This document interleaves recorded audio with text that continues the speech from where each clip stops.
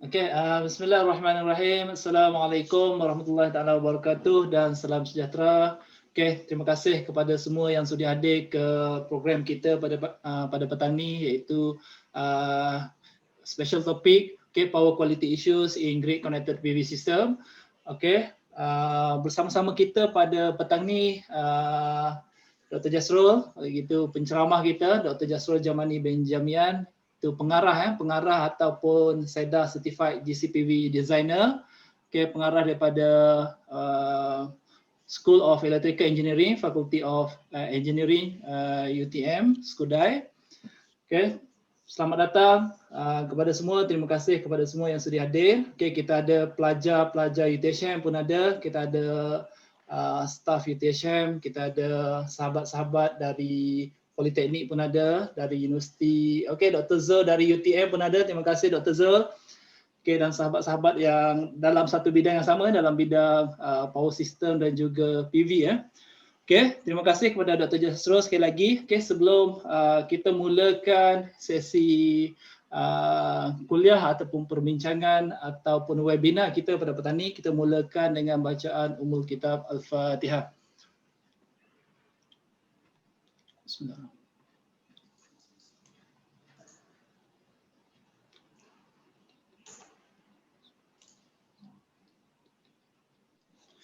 Okey, sebelum tu izinkan saya untuk membaca biografi Dr. Jasrul dulu. Kita punya penceramah kita.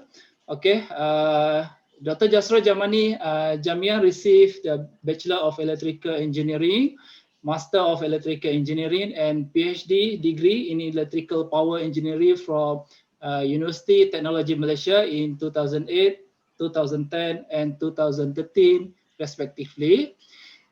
He is currently Director of Power Engineering Division, School of Electrical Engineering, University Technology Malaysia.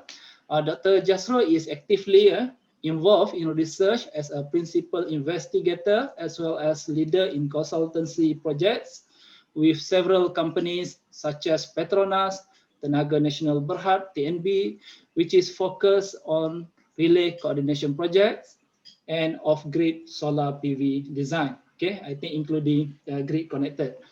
Okay, he is the author and co-author of more than 80 publications in international journals, proceedings in the area of power systems and energy.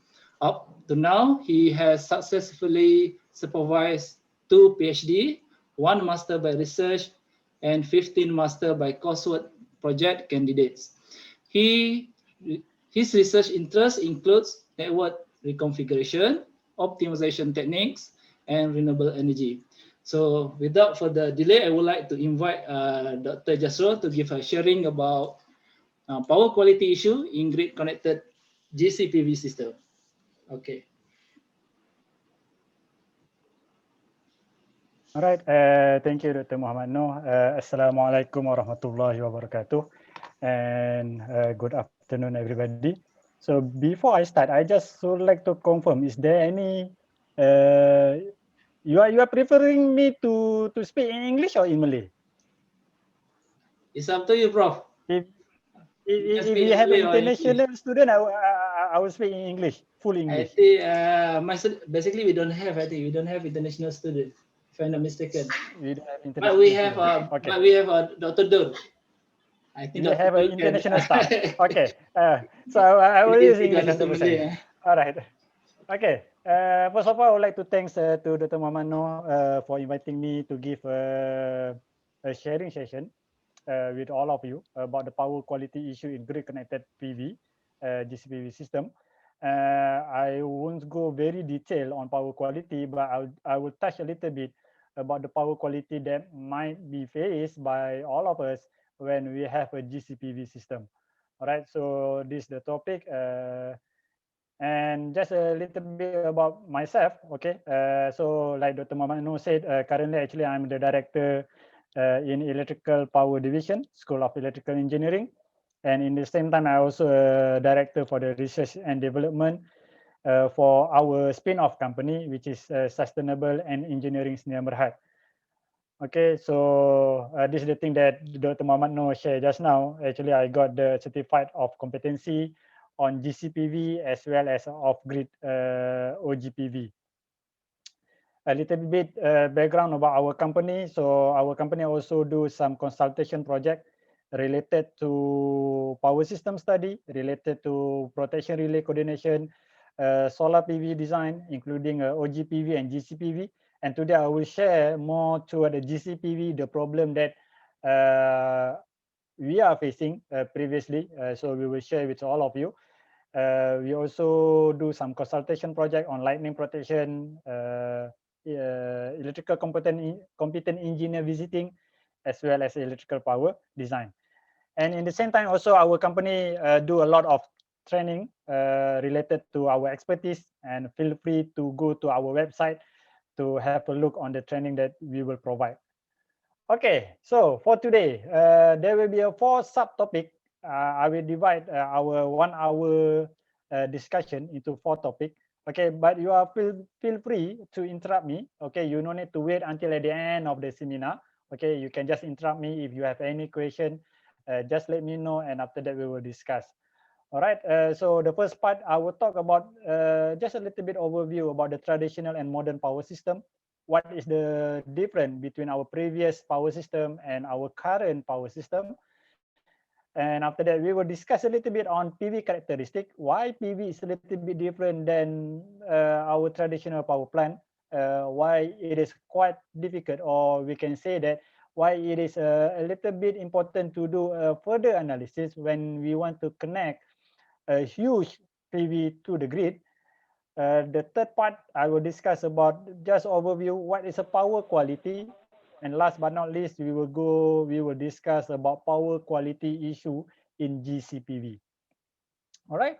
So the first part about overview of traditional and our modern power system. This is what we have in our traditional power system. Normally, how we get the electricity, we get from the generation. Okay, so we can divide into 6 parts. So start from the generation, and after that it will transmit. We will have a substation. The purpose of the substation just for the step up or step down the voltage. Okay, normally it's a step up here, and we will transfer that energy throughout the transmission line, and after that we will step down, go to the distribution line, and lastly go to the demand. Our traditional power system, the energy must come from the generation part. So in other words, it's only one direction, from the left to the right, and it's quite simple actually in our traditional power system. So there is no generation have been done at the demand side. Most of the generation must come from the generation side, and after that we transfer through the transmission as well as distribution. So this is what happened in our previous power system. Okay, so we have a protection for the distribution side. Normally is simpler than transmission, because since the direction is only come from the substation to the load. All right. And how we get, how we get or where we get our electricity. Okay, this is the part of the generation. This is the current electricity generation for Malaysia since 1990 up to 2018. So you can see that here during 1990, okay, the total energy is only around 25,000 gigawatt hour, but nowadays we have nearly 175,000 gigawatt hour. And you can see the distribution, or the what we can say that the contribution of the resources.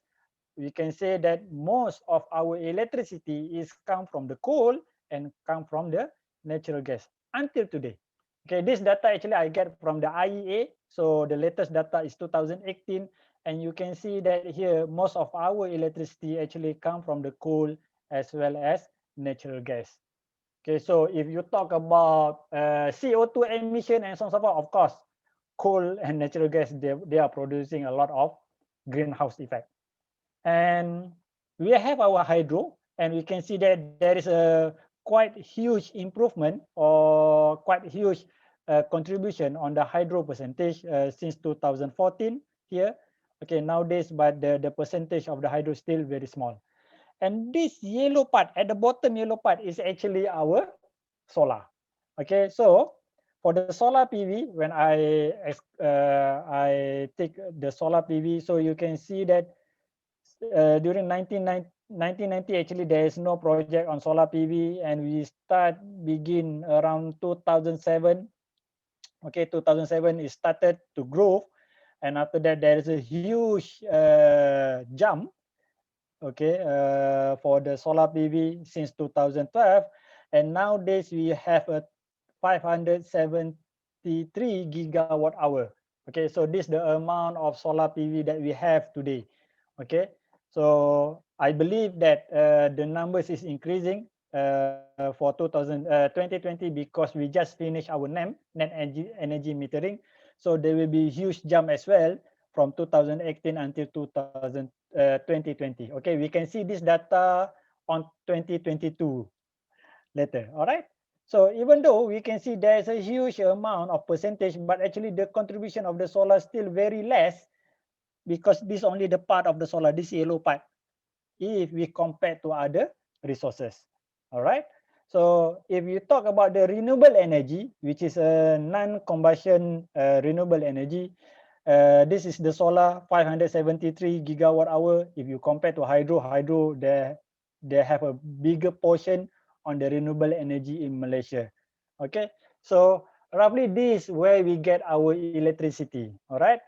So in summary, I can say that our electricity nowadays, based on 2018 data, actually 45.4% electricity come from the coal power plant, 37.6% come from the gas-fired, 15% come from the hydro, and our solar PV is only 0.34%. Okay, even though the number is look like very big, which is a 573 gigawatt hour, but actually it's only contribute 0.34% in our power system. Okay, so roughly this is the overview about our our electricity generation currently in Malaysia. Okay, so what before we go to the discussion on power quality, I would like to touch a little bit the difference between our normal traditional power plant, which is coal, hydro, and gas-fired, versus solar. Okay, the major difference between these two generation power plant, our normal traditional, okay, our traditional power plant, actually they are producing AC power. Okay, they are producing AC voltage, they are producing AC current. In other words, they are producing a AC power. However, our PV is actually they are producing a DC. It's a DC source power plant. Okay, so it's a little bit different than our traditional power plant. Okay, previously, why AC become very popular in the worldwide? Because most of the generation is come from AC.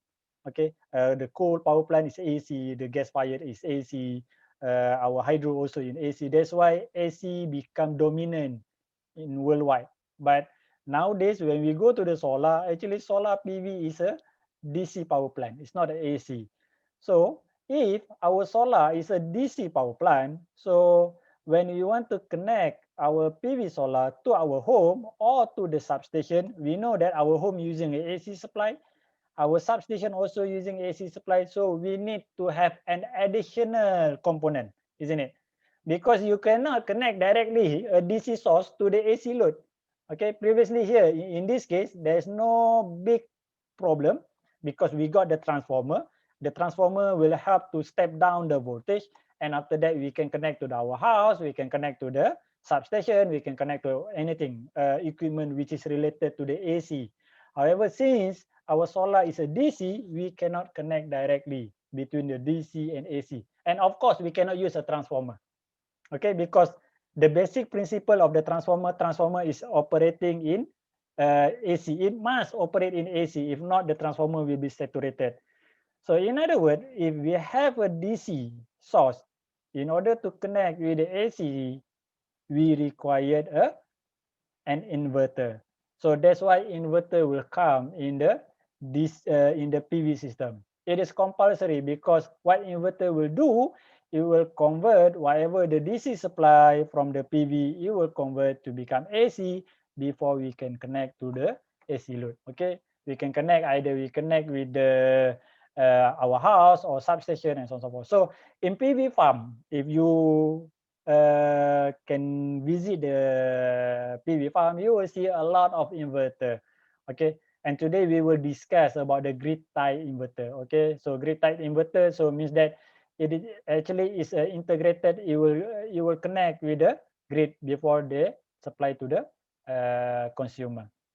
All right, so that's what happened since we got the PV, we got the inverter. So what happened nowadays? Okay, nowadays in modern power system, in previous traditional power system, there is only one flow of energy from the generation to the load. Since we got the PV, and this PV can be integrated, can be put at the distribution side at our house and so on and so forth. So what will happen? Our modern power system become what we call it as an active power system. What means by active power system? If you see, for example, in this part, okay, they might have a two direction of power flow. The power can come from the generation to the demand, or the power also can flow from the demand to the generation part. Not to the generation, means that to the grid or to the distribution system.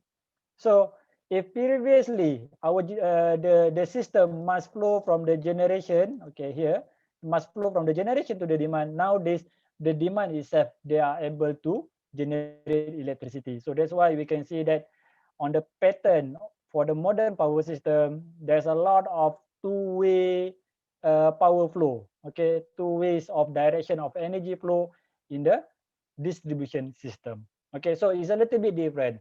So there are actually there are a lot of issues in terms of power system. Either the system able to cater the demand or not, to cater the bi-direction of power flow in terms of protection. If let's say we got a directional power, directional overcurrent relay, what will happen to this system and so on and so forth. But that one actually in the different topic. Okay, there's still a lot of research that have been done or still ongoing on this when we have an active distribution network, when we connect our renewable energy to the distribution side. But for today, what you need to know, for modern power system, currently we will have the distribution network might generate electricity for their own use, or they also can export this energy to the transmission level. Okay, so that's the first part about the overview for our traditional power system versus the modern power system. Okay, the second part I will discuss on PV characteristic, why PV is different than traditional power system, and why it is very important for us to take care about it. All right. So this is our traditional power system. Like I told you just now, I just take one example of the hydro power plant. So if you see on the hydro power plant, so what we did, we got the dam here, and after that from the water flow, it will turn the turbine, and after that it will generate electricity, go to the power line, isn't it? So this is how our power plant, hydro power plant works. And we have a control system. We have very good control system here, which is our control gate. If we want to generate more power, what we need to do, we just need to open wider the control gate to make sure that there's a lot of water flow to the turbine. Automatically we can generate more electricity. If we want to make it, if we want to reduce the amount of energy, okay, to be generated, so what we can do, we can control the gate, we can close the gate. If we close the gate, automatically there's no electricity will be generated. Or if we just open 20% of the gate, so indirectly we only produce 20% of energy. So the gate, the control gate here will play an important role for the hydro power plant. If we said about the fuel power plant, or we call it, for example, like gas turbine and so on and so forth, the gas turbine, we control the fuel here.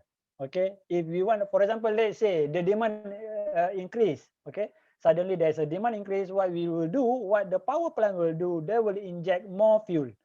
When they inject more fuel, there will be huge combustion, and automatically they will produce more power. Okay, because this combustion will produce a very high temperature and after that, that temperature air will turn the turbine, and from the turn the turbine, it will turn the generator and produce electricity. So in other words, for our normal gas turbine, okay, or we call it a thermal power plant, we can control the injection fuel to the generator, okay, to the generator. In other words, we can control easily the output of the generator. Same goes to the hydro. Okay, for the coal, for example, we also can easily control the output of the coal power plant by controlling the amount of coal that will be burned inside the boiler. Okay, if let's say you want to have a huge power, so what you need to do, you just need to put more coal inside the boiler, so it will produce more steam, and from there you will turn the faster the turbine, so it will generate more electricity. So based on our these three kind of power plant, is quite simple to control. It's not simple, but it can be controlled for their output. So you can control either you want to have a huge amount of energy or you want to have a less amount of energy, but it's a little bit different than PV. Okay, if we have a PV, definitely we know that the PV is come from the sunlight. Okay, they require the irradiance. When the irradiance reach to the cell on the PV module, what will happen? It will produce electricity. So the first disadvantage or the first constraint on the PV system, we cannot control the sun, isn't it? You cannot put the sun. Okay, okay, sun, please be at this position for 5 hours, for 7 hours, and so on and so forth. So in other words, we cannot control the electricity generation from the PV panel. Second, we cannot control the irradiance. Okay, these are some example of the irradiance that we measured at the PD on 8 October 2020. And you can see that the irradiance itself actually being influenced by many factors. Okay, one is in terms of the sunlight irradiance itself. Second, actually, it also being influenced by the cloud movement. For example, at this moment, if you see maybe around 12 something, maybe there is a cloudy at this area. That's why suddenly the irradiance value is dropped. So in other words, the first thing, we cannot control the sun itself. The second, we cannot control the irradiance that reach to the PV panel because it might be disturbed by the cloud movement and so on and so forth. So in other words, you can see that you cannot know, actually, you cannot predict how much the energy that can be generated by the PV module. Okay, so this is the real pattern that we collect on 8 October 2020. So in the morning, you can see that the irradiance is quite low. They goes a little bit high during the afternoon around 11, but after that there's a cloudy. Okay, there's a cloud movement and so on and so forth. So it's drop, quite huge drop, and after that during the afternoon it will start to increase back and reduce until to the night. So this is the second disadvantage on the PV module. We cannot control the sun. We cannot control the irradiance that can reach to the PV module. The third one, we cannot control the injected power. Okay, for example, I just take one of the sample of the PV module. In this PV module, assuming that there is a label of the PV module and it's stated here 30 watt. Okay, we need to understand that this 30 watt, we can obtain this 30 watt if we have irradiance 1000 watt per meter square. Okay, you can only reach this 30 watt if you have 1000 watt per meter square. And from this irradiance pattern, for example, that I took on 8 October at the Port Dickson, this is 1000 watt per meter square. You can see that it is only at certain time that it reach 1000 watt per meter square. And most of the time, the irradiance is lower than that. So in other words, even though you already put 1000 watt PV, it's not necessary you got 1000 because it depends on the irradiance. So in other words, if you do a measurement, of course, at this moment, at this part, actually the total power, if you are using a this 30 watt, is maybe less than that. If 600 maybe is only 15 watt, 10 watt, 18 watt, 17 watt. Here you got 30 watt. So we cannot control the sun movement. We cannot control the irradiance reach to the PV module. And the third one, we cannot control the injected power. So you can imagine that, okay, you can assume that, let's say if you got the system, this is your system, and you inject with this PV farm, and this PV farm, the injected power to the grid is uncontrollable. Okay, you cannot control. Okay, because based on this waveform, so it's not necessary, you will not produce 30 watt, sometimes it's produce 15 watt, maybe less than that, sometimes higher than that. For example, here, since the irradiance reach 1200 watt, so in other words, you will be higher than 30 watt. So we can conclude that we have an uncontrollable energy injected to our power system when we use a PV. So it's a little bit different than hydro, coal, as well as gas fired.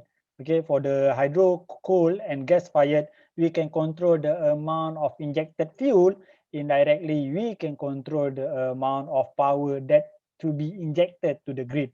But in this case, we cannot control the sun, we cannot control the irradiance, so we cannot control the energy that will be injected to the grid. So due to this problem, there might cause some power quality problem in our power system. All right.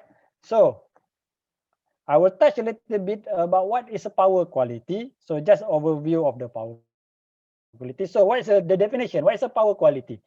The term power quality is used to describe the extent of variation of the voltage, current, and frequency to the power system. In other words, we can say something like this. If we have poor power quality, indirectly, we will have a problem in terms of voltage. We might have a problem in terms of current. We might have a problem in terms of frequency. Okay, a good power quality system means that we have a good voltage, good current, and good frequency. So the variation of this voltage and current, okay, it can be either in terms of magnitude or it can be in terms of the shape. Okay, the shape also being distorted due to the low power quality.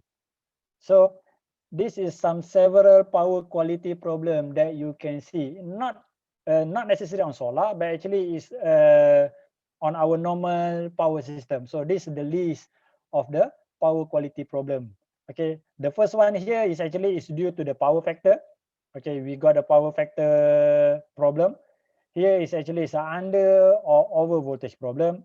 Here is a harmonic problem. Here is a flicker problem.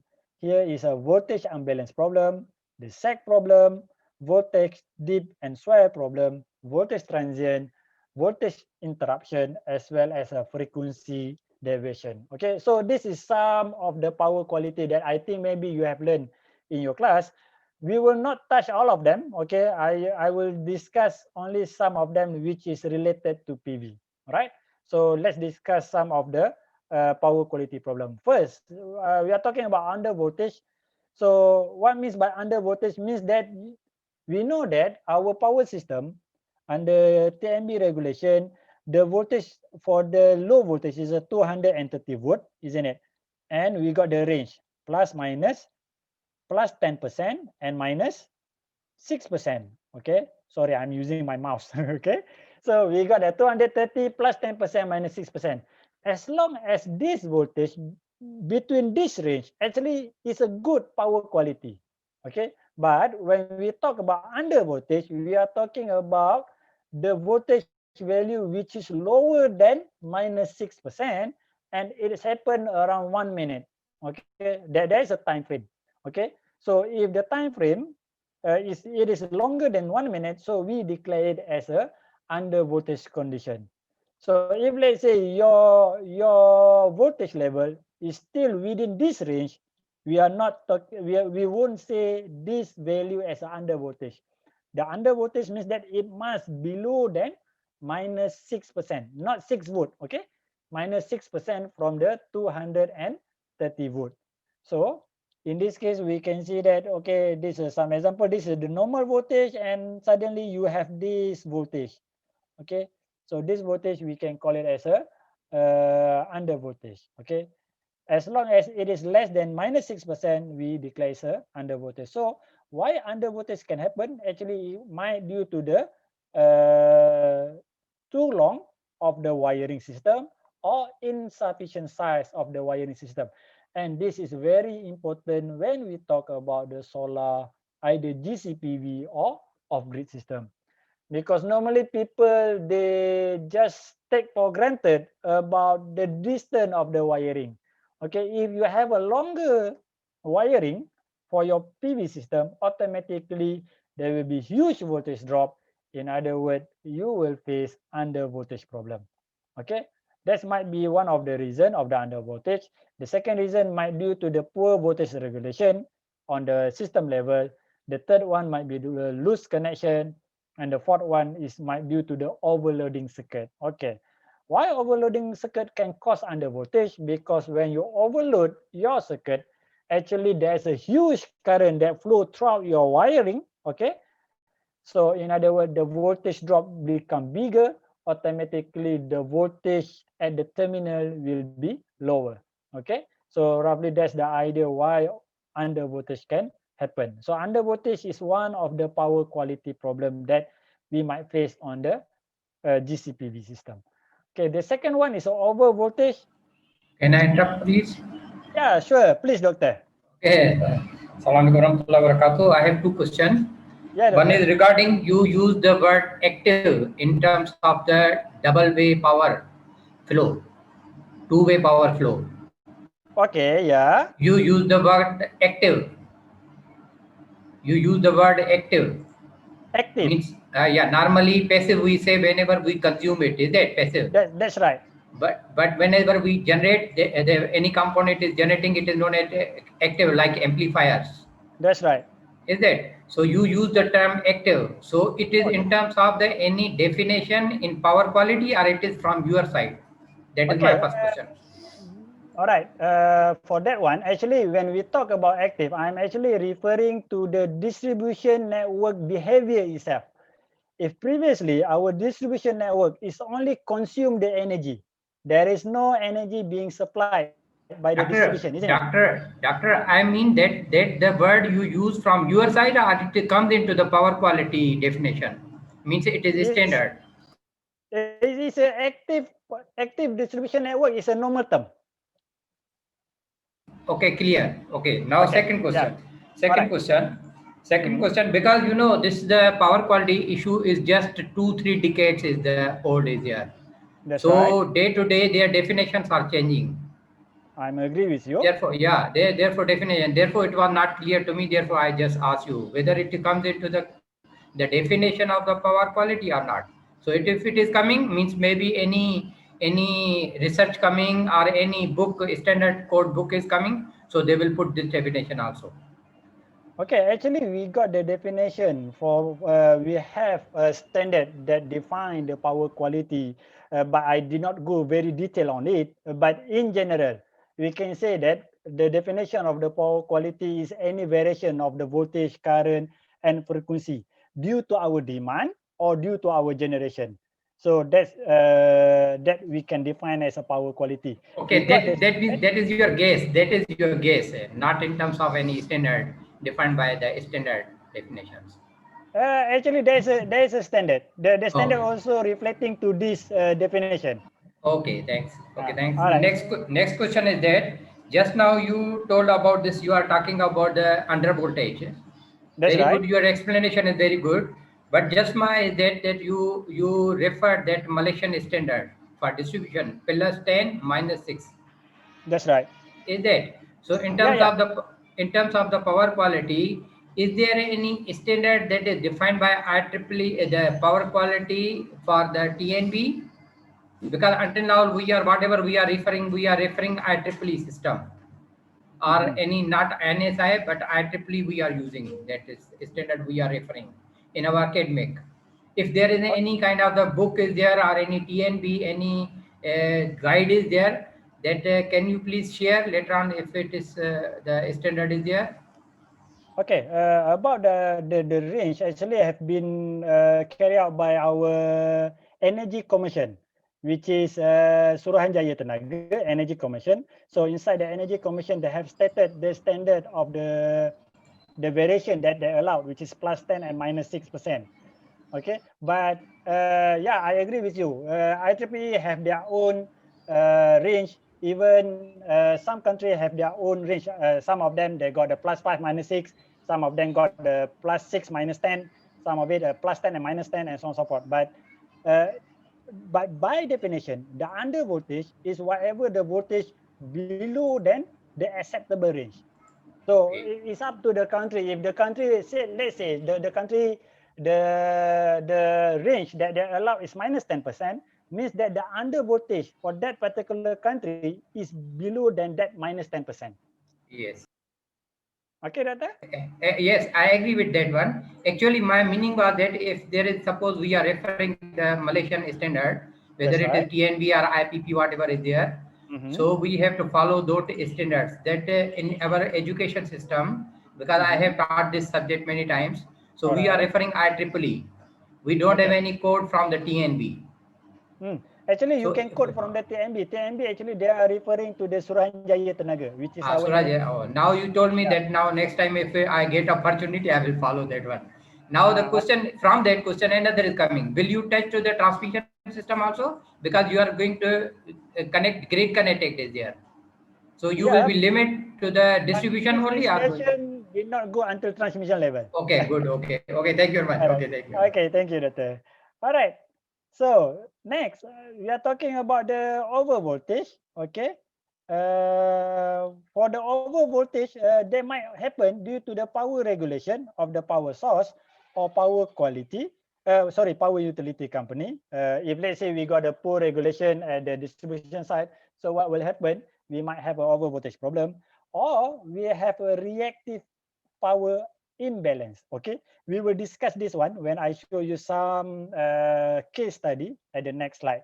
Okay, so in other words, there might have a two problem that cause over voltage. One is might due to the poor regulation itself. The second one might due to the reactive power imbalance. Okay, so next, harmonic. Okay, normally people talk about power quality, they are referring to the harmonic. Okay, so what is the harmonic? Actually, this the example of the pattern of the harmonic. The red line here is actually our normal, our pure sine wave waveform. And after that, let's say we got this, the green, okay, the green one is a fifth harmonic waveform. The blue one here is a third harmonic waveform. And when you combine the red plus blue plus this green, and this is our actual waveform that we obtain. So this is the actual current that we might obtain if we have a harmonic in our system. Okay, so you can see if you compare between this black one and this the red one, the harmonic, okay, the waveform have been distorted. Okay, so this is an example of the harmonic problem that we might face if it's become one of the major issue when we connect a PV later. So where's this harmonic come? Actually, it's come from the nonlinear load. Okay, for example, if we have a variable frequency drive, okay, we have a motor, for example, and after that we want to control the inrush current for that motor. We want to use a VFD. So what will happen? Actually, it will contribute to the harmonic. Or if we have an uninterruptible power supply, also it can become one of the injection to the harmonic. If we got the fluorescent light, if we got the computer, or even if we got the inverter. Okay, if you still remember, I have mentioned to you that when we have a PV, we must have an inverter.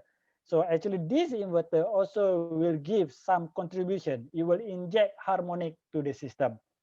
Okay, but how serious it is, we will see later. Okay, the third one is in terms of power quality problem is in terms of voltage imbalance. Okay, voltage imbalance also one of the power quality problem. So what means by voltage imbalance? Let's say you got a three phase and one of the phase, the voltage is higher than the others. Okay, so this is a voltage imbalance problem. So normally we will see this kind of problem if we have a large single phase load. Let's say you got a 3-phase, but one of the phases they have a larger single phase load, or for the household, for example, let's say you are using a 3-phase, but after that you are not properly distribute all this single phase. So what will happen? We will have a voltage unbalance. Okay. And last but not least, about in terms of power factor problem also one of the power quality problem. So why power factor problem can happen actually might due to the high inductive load as well as real power injection. Okay, in this case, the second part we will discuss in terms of solar. Why suddenly the solar PV can disturb, can influence, can give an impact to the power factor problem. All right. So we go to the last part, okay, which is power quality issues in the grid connected PV. So this is some example of the under voltage problem. Okay, this is the real problem that we face. Okay, one of the project in the northern part, northern Malaysia. So we have a very huge PV here. Okay, this is our protection system and so on and so forth, and this is our Mppt. The distance between this Mppt go to the building is nearly 300 meter. And what happened, because they are wrongly sized the cable, the voltage drop is very high, which is 7%.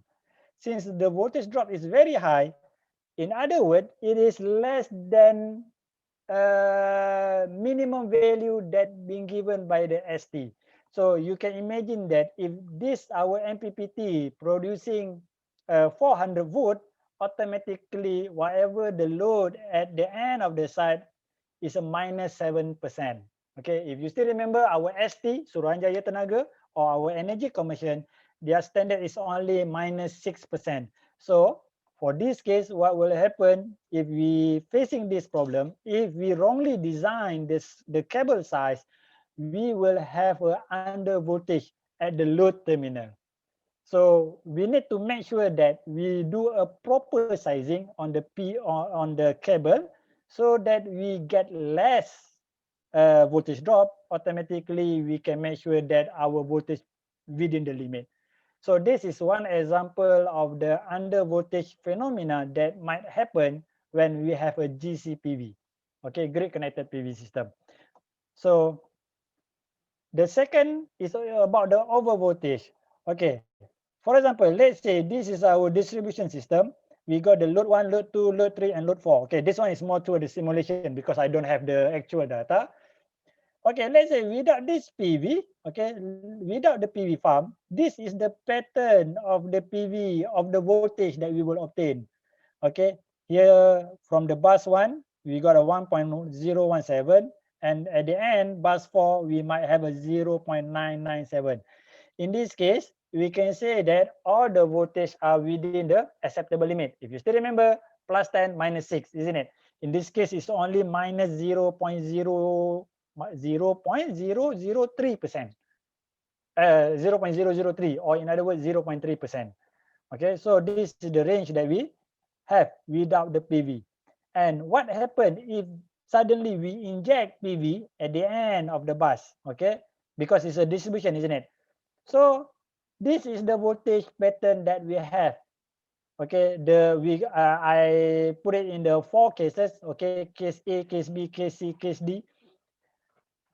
The higher the PV size, or the higher the energy that being injected by the PV, the voltage at the end of the terminal will increase. Okay, so you can see that here is a 0.0997, and after that they might increase until 1.05, which is 5% than the normal standard value. Okay, but it's still within the limit. But you can imagine if you have a larger power, so a larger energy to be injected, so you might have a larger voltage at the terminal. So you might facing a over voltage problem. That's the first case. The second, like I told you, since we cannot control our energy, isn't it? For example, like in this pattern, we cannot control the energy. In other words, the voltage at the bus 4, bus 3, bus 2, as well as bus 1. Bus 1 maybe not really affected because it's very close to the substation. But for the bus 2, bus 3, and bus 4, you can imagine that the voltage will fluctuate. It depends on your amount of energy that being generated. So in terms of design, we need to make sure that, okay, in terms of design, we need to make sure that based on the worst case, means the largest energy that might be injected by the PV, you need to make sure that the voltage will not exceed the limit, the over voltage limit. If not, you might have a problem. For example, let's say you use auto tap, okay, auto tap transformer. Let's say initially the voltage here is very low, so you tap the transformer to improve the voltage. What will happen if suddenly you got a huge power from the PV, the voltage might beyond the limit and cause over voltage. Okay, so this is the phenomena over voltage that might happen when we have a PV injected to the system. Okay, the third case just now we discussed about the harmonic. Okay, in terms of harmonic, actually we have not really, we don't One have question, any please, here. big, yeah, Doctor, yeah, one sure. question. Doctor, did you consider temperature? You consider the length of the conductor. Did you consider the temperature also that affect the voltage drop? Of course. In my Yeah, I agree with you. The temperature actually will influence the voltage drop, but the most significant voltage drop is due to the current, isn't it? So the temperature we can consider as well, and it will give a worse case. It will give a higher voltage drop rather than the normal temperature. So if we consider the temperature, let's say we got the bare conductor, we have a conductor without any proper insulation. So what we might have problem, the voltage drop will increase, and in other words, the under voltage phenomena will happen frequently rather than if you have a proper conduit for the cable. Okay, doctor? okay, thank you. Yeah, I agree with you. Of course, the voltage drop will also be influenced by the temperature because the temperature will affect the resistance of the cable and indirectly will affect the voltage drop. Okay. Therefore, my question was that you consider only length or both you consider. Therefore, that's my question. Currently, I'm not considering the temperature, but actually the temperature will give an impact. Yeah. Okay, Yeah. thank you. Thanks. Okay. The fourth one, in terms of harmonic, actually the inverter, the grid tied inverter also will produce harmonic. Why they produce harmonic? Because they're changing from the DC to AC, isn't it? So when we have a switching, automatically it will contribute to the harmonic. And if you see, this is one example of the grid tied data sheet, and you can see that the maximum total harmonic distortion normally is less than 3%. So in terms of harmonic, the value is not very big. The value is very small, okay? But can you imagine when you have a multiple inverter and each of inverter also contribute to the harmonic, it might give a huge impact as well. Okay, for example, in this case, we got the grid. Okay, the grid is they give a pure sine wave, and after that we got this AC load, we got the UPS, we got whatever the load that contribute to the harmonic. So this harmonic will be injected to the bus bar, and in the same time we also have a grid type inverter that also contribute to the harmonic. So by definition, if you are looking on the single component, the grid type inverter, the harmonic is very low. It's less than 3%. But the combination of it, they might give a quite huge harmonic. So the standard, they recommend that if, let's say, your load is a very sensitive load, you still need to do some monitoring on the harmonic after you after you integrate your PV to your system, to your network. So that what being suggested. Okay. By definition, if you see, if you go to the data sheet, yeah, it shows that it's very less. maybe the percentage is not very huge, but remember, you are integrated with others load, this 3% or maybe 2% also will give a huge impact to the system. Okay. And the next one, okay, this one, sorry, the title, there's a mismatch on the title. Okay, actually it's a voltage imbalance. Okay, for those who are using three-phase system for your house, just for your information, normally our house, even though we are using a three-phase system, normally all these phase, each phase will be distributed, okay, to a different location. For example, maybe red phase go to the kitchen, the yellow phase go to the main hall, the blue phase go to the second floor, for example. Okay, so in other words, we might have a three-phase supply from the TMB, but after that our load is still single phase, and they are being distributed to a different area. So since we have this kind of connection, what will happen actually, we might have a voltage imbalance in most of the cases. Why? Because for example, let's say we are not using any load at the second level, automatically the voltage is higher than the others. That's the first case. And let's say if you put a solar, you inject a solar PV, and this solar PV only single phase. Okay, so what happened to the system? Suddenly they will have an injected power from the PV, and indirectly it will also cause a voltage imbalance. So it is recommended that if you are using a three-phase for your house, make sure that you are using three-phase inverter as well, so that the power that being injected by the PV will be equally distributed for each phases. Okay, so try to avoid your house using a three-phase system, three-phase meter. Okay, even though actually it's a single-phase load, but after that you connect with the single-phase PV. Okay, if you are using this condition, it will make the voltage imbalance become worse. All right, and last but not least, this is the most critical part, the most significant impact that we can see when we inject PV to the system. Okay, the PV can cause power factor problem. This is the real power factor measurement that been taken from the TMB for the transformer. The blue line before we have a PV, and the dotted line when we have a PV.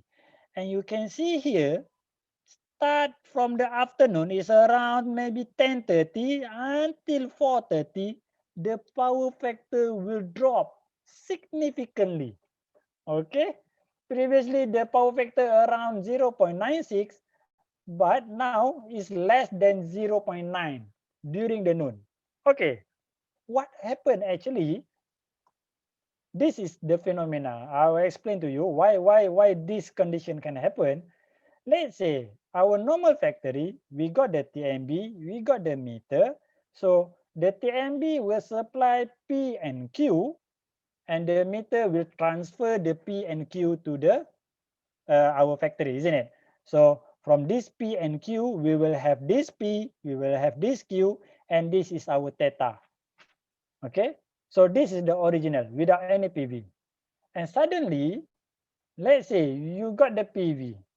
What will happen? The P load still same. We are still using a same P, okay, which is a P load, the same factory. We are not add up a new load. So with the same P, with the same Q, but the P will be can come from the TMB itself as well as from the PV. So as you know, conservation of energy, whatever the energy required by the demand must be equal to the power come from the source. So in this case, what will happen? If you see this graph, okay, let me use, okay, this is come from the TMB. Previously, the TMB supplied the whole line from here to here previously, but now they only supply this much of amount of P. Why? Because some of it being supplied by the PV. But remember, our previous, okay, last 3-4 years, most of the inverter, the power factor is 1.0. So the PV did not inject any Q.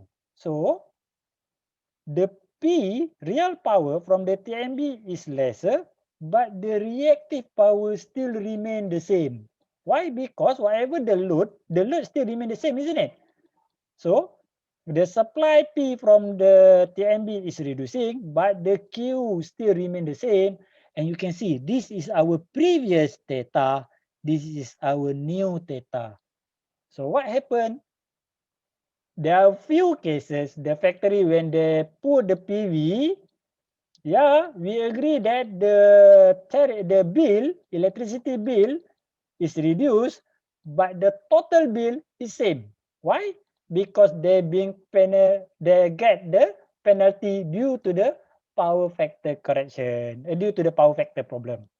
So this is one of the power quality problem, the major problem that we might face if we install PV, if we use inverter with power factor 1.0.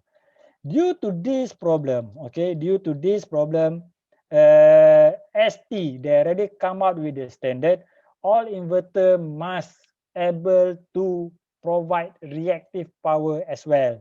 Okay, if I'm not mistaken, last 2 years, they come out with the standard, it must be at least 0.9, and the latest now, the current latest inverter, for example, this inverter, they can provide up to 0.8 lagging and leading. So in other words, they can provide, it not only provide P, but it also provide Q.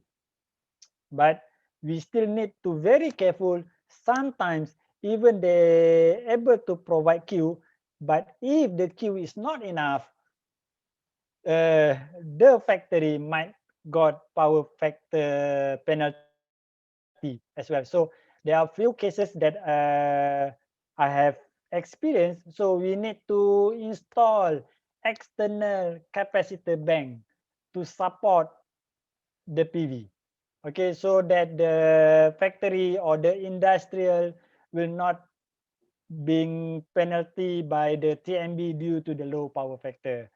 So I think that's all about my presentation. So in overall, what we can see that when we have a PV injected to the grid, we might have an under voltage problem, okay, due to the wrongly designed in terms of cabling. Okay, we might have an over voltage problem, especially during the afternoon if our demand is very low and our generation is very high because of the afternoon, isn't it? During that time, actually, we can have a over voltage problem, and we might have a harmonic problem. Yeah, I agree that the harmonic from the inverter is very less, it's around 3%, it's less than 3%, but the combination of this 3% might cause a big problem on overall system. Okay, and we might have a unbalanced, especially when you have a three-phase system and you only inject single phase PV to your network. Okay, and last but not least, the most critical one is in terms of power factor. In the real case study, the transformer load profile shows that the power factor dropped significantly when we have a PV, because PV, their main task, actually they generate real power. Okay, the reactive power actually being controlled by the inverter, not the PV. The PV itself, they only generate the real power. When we have an inverter, the inverter try to control the reactive power, but it's still limited up to certain level. So in other words, you might require additional capacitor bank to support the system. Okay, so I think that's all for my sharing session. If you have any question, feel free to ask. Doctor, the second Yeah. last slide. This is Second last 3%. slide. 3%. 3% Okay, this of one. the harmonic. Yeah, 3%, less than 3%. This is actually from manufacturer. It is from manufacturer because you said it is provided by this whatever we are putting the grid. That is the Yeah. PV grid. Is This it? is Yeah, inverter. This is an inverter. Inverter. So it varies from company to company and rating to rating. Yeah, it varies from the one brand to another brand. Yeah, because last time we attended ABB this session over here in Yeah. UTHM, Okay. So I think his brother was working. One of our student, his brother was working there. So he given the talk, and he said that ABB has that's very good that they don't have this harmonic problem. Means their Oh. brand is so good. Yeah, the quality is so good that the Mhm. ABB is providing that the pure like the distortionless, like you can say, Okay, harmonicless. what I can give a comment on that. Actually, they got the harmonic, but Uh, inside the component, actually they got a good filtering system. yeah, you're right. Because the harmonic must be there because there is a switching from the DC to AC. Yeah. Whatever the switching condition will cause there's a harmonic exist. But some brand they are not filtering everything. You Oh, know, if they need to filtering everything, in other words, you need to have very huge filter, isn't it? And this huge filter automatically will give a cost to the inverter itself. So that's why some company, okay, some brand, they just limited up to 3% because based on our regulation, we cannot inject huge harmonic. So they try to reduce, but they not make it zero. In your case, maybe the ABB, they try to promote means a zero harmonic. In other words, actually they put a bigger filtering inside the inverter so that it will produce a zero harmonic. But I believe that the cost may be a little bit expensive because they have an additional size of the filtering. you're very right. You're very Yeah. right. So Because payback because period. because we Pay, because we yeah. convert from the DC to AC, of course there will be a harmonic there. But how big the filter that be included inside the inverter? That's the question. Then will come the question of the payback period. All right. Then will be the coming the if the cost of the inverter is so high, Yeah. Yeah. then will Of the course. question again will question will come about the payback period. Are you charge more from the Yeah. consumers? Yeah. I agree with you. Okay, thanks. All right. Okay. Thank you very much, Dr. Jasro, for very clear presentation about Excuse me, doctor. this. Yes. Okay, we open question from the participant. Maybe do you have any question? You can ask question to our speaker. Excuse me, doctor. Okay, Abdul Yes, Rahman, please. please. Yeah. Yeah, doctor. How we can get the record for this section? Okay. Okay. Yeah. Thank you, You Abdul need to Rahman. contact the UTHM. Okay. Okay. Abdul Rahman, And also, actually, I have a comma that because my FYP was about power quality, the yeah. TMB standard is +5 or -5 for low voltage. Means the voltage range around 230 or 430. Okay. For the TMB standard, it's actually 230 volt. It's not a 240 volt, and it's a plus 10% minus 6%. That's the standard that being used by TMB. Because I already checked the data sheet before, the was right +5 or -5 for low voltage. Okay, Abdul Rahman, you need to refer to the ST, Suruhanjaya Tenaga, or Energy Commission Malaysia. That's Okay. a standard that being used. The plus minus 5, I believe that one actually they are referring to the some IEEE standard or some literature in the paper.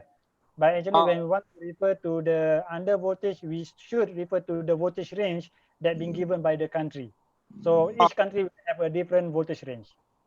Okay. Thank you, doctor, so much. Okay, welcome. Okay. Assalamualaikum. Okay. Thank you, Abdul Rahman. Okay, any other question from the participants? Lagi It's okay, soalan? you can ask in Malay. If you don't want, if you don't want English, you can ask in Malay. Boleh tanya dalam bahasa Malaysia. Siapa-siapa ada soalan? Okay, saya tanya Dr. Jasrul lah. Oh, okay. Ini soalan simple ya sebenarnya. Dr. Jasrul, let's say dekat rumah kita ada three phase system, phase electrical wiring. Let's say kalau kita nak install PV, kita nak install single phase. is it possible ke tak? Is it possible in term of maybe regulation, in term of maybe Malaysia punya regulation, ataupun mesti install 3 phase?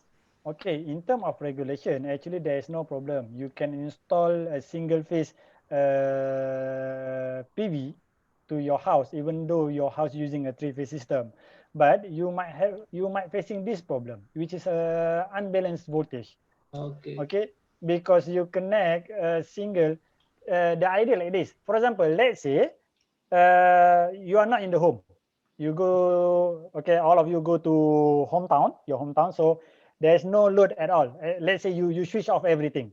Yeah. So in other words, we can say that there is no demand. So, but suddenly you got the injected power from the PV during the noon, isn't it? And this injected power go to the single phase, and what will happen? It might cause one of your phase, the voltage might increase higher than the limit. So that might cause an overvoltage lah. So that's why we say that it is recommended that if you are using a 3-phase system, it's recommended to use a 3-phase inverter so that you can balance up if let's say there's an injected power and so on and so forth from the PV. Right. There is no problem. You can use it as single phase because your load also being distributed single phase, isn't it? But it is recommended to use a 3-phase so that whatever the power that being injected, it will be equally distributed for each phase. Okay, alright. Terima kasih Doktor. So, any other question from the participant? Hello, Assalamualaikum. Okay, Saya Ardi Munira. Saya nak tanya soalan simple je lah. So, saya nak tanya kalau contohnya macam untuk stand alone punya sistem, kita masukkan charge controller untuk pastikan yang battery bank macam charge correctly macam itulah kan. Tapi kalau untuk yang grid system, kita tak ada charge controller tapi kita ada Mppt. So saya nak tanya, function Mppt tu sama macam... Buka kipas kuat sikit. Dengar tak? Aircon nak buka-buka lah. Kena on ni macam ni lah. Dengar. Saya dengar. Nak on. Okay. So saya nak tanya, function Mppt tu sama macam charge controller ke atau macam mana? Sebab yang saya tahu setakat ni, ada kebanyakan grid system kita tak guna battery bank. Tak perlukan battery bank sebab kita terus hantar dekat TMP, excess energy. So saya, itulah soalan saya. Clear tak? Okay, clear. Alright, so I will answer in English so that all of you can understand it easily. So the question that being asked by Nur Aini, for the off-grid system, we got the charger controller. And for the charger controller, actually we got the 2 types, which is PWM as well as Mppt. And this charger controller being used to control energy that be injected from the PV module to the battery. Okay, correct. I totally agree with you. And we got the inverter, and now the inverter for the GCPV, grid connected PV, we don't have any battery. So since we don't have any battery, so what is the difference between Mppt? Okay, what's the difference Mppt in inverter versus Mppt inside the charger controller? All right, so that's the question that being asked by Nur Aini. So actually the answer, Mppt is a technology. Is not related to the charger controller or to the inverter. Okay, the Mppt we can have Mppt technology either on inverter or we can have an Mppt technology on the on the charger controller. The purpose of the Mppt actually, the meaning of the Mppt is a maximum power point tracking. So the main function of the Mppt, they try to search the maximum power that they can drag, that can be obtained from the PV module. That's what Mppt do.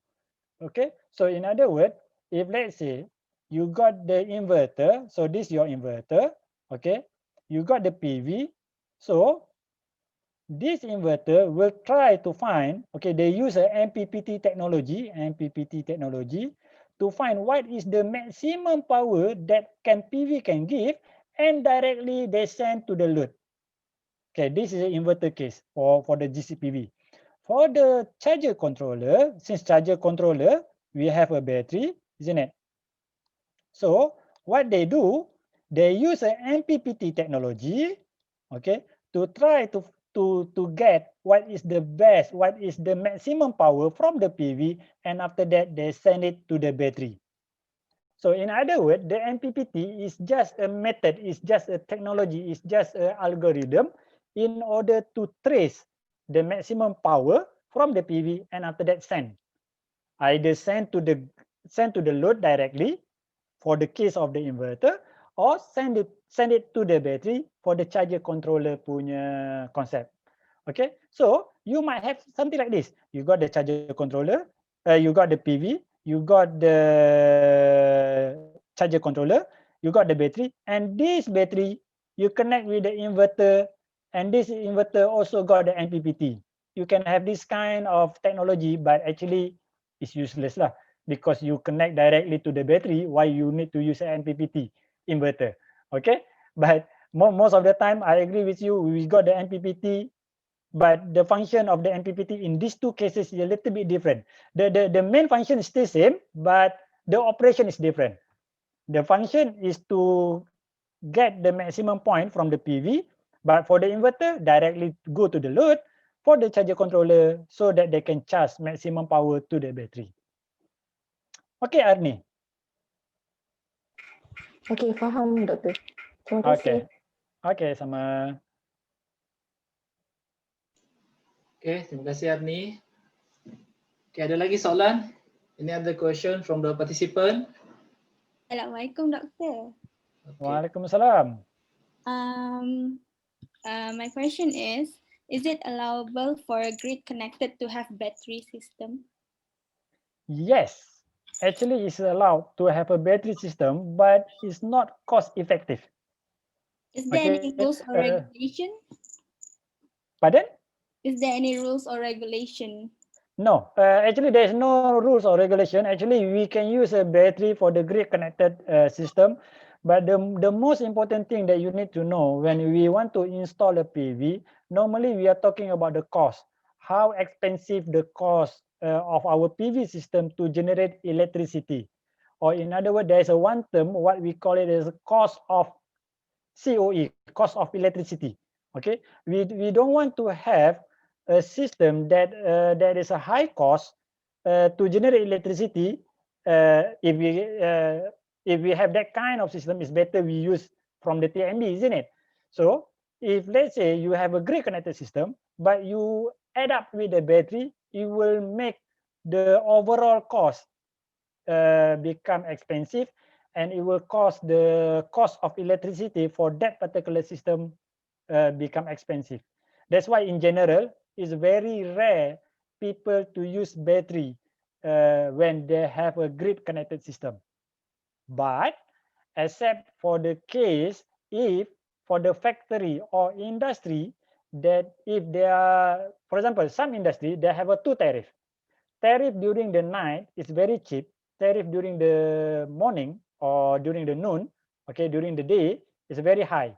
If we have this kind of tariff, some technology, they will use a battery so that during the night, they use energy from the TMB, from the utility to charge a battery, so that during the day, they will use two energy. One energy come from the solar, another energy come from the battery to support the system. Okay, that's why actually it is allowable to use a battery, but it depends on the case. Okay, some cases, if you use a battery, it's become very expensive and it's useless. But some cases, if you use a battery, it might help to improve your system.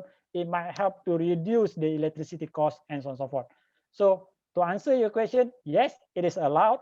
There is no problem, but you need to be very careful when you want to use it. Okay? Okay, thank you, Doctor. All right, welcome. Okay. Any other question? Maybe last question from the participant, if any. Okay, mungkin tak ada. Okay, so thank you very much, Dr. Jasro, for very clear presentation. Okay, regarding the basic concept of the power system, photovoltaic system, as well as power quality issue in grid connected PV system. I think this is a very good, very nice, very clear presentation that easy to understand. Okay,